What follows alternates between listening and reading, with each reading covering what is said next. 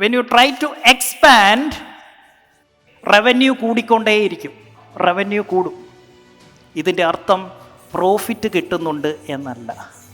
ഓരോ തവണ നിങ്ങളുടെ ഓരോ ഡിപ്പാർട്ട്മെൻറ്റിലേക്ക് ഇറങ്ങിച്ചെന്ന് നിങ്ങൾ അതിനെ എക്സലൻ്റ് ആക്കാൻ ശ്രമിക്കും തോറും പ്രോഫിറ്റ് കൂടിക്കൊണ്ടേയിരിക്കും. വൈ? ഒരു എക്സാമ്പിൾ പറയാം. നിങ്ങൾ നിങ്ങളുടെ സ്റ്റാഫിലേക്ക് ഇറങ്ങിച്ചെല്ലുക, അവരെ ഒപ്റ്റിമൈസ് ചെയ്യുകയാണ്. അപ്പോൾ അവിടെ എന്ത് നടക്കും? ചിലയിടത്ത് പുതിയ ആളുകളെ നമ്മൾ എടുക്കും, ഹയറിങ്. ചിലതിനെ ഫയർ ചെയ്യും. ഇവിടെ രണ്ടിടത്തും ഹയറിങ് ആയാലും ഫയറിങ് ആയാലും എന്താ അവിടെ നടക്കുന്നത്? പ്രൊഡക്ടിവിറ്റി കൂടും. പ്രൊഡക്ടിവിറ്റി കൂടുമെന്ന് പറഞ്ഞാൽ പ്രോഫിറ്റ് കൂടി. എപ്പോൾ നിങ്ങൾ ഒരു ഡിപ്പാർട്ട്മെൻറ്റിലേക്ക് ആഴത്തിലേക്ക് ഇറങ്ങി ചെല്ലുന്നോ നിങ്ങൾക്ക് നിങ്ങളുടെ പ്രോഫിറ്റ് കൂടുന്നത് കാണാൻ പറ്റും.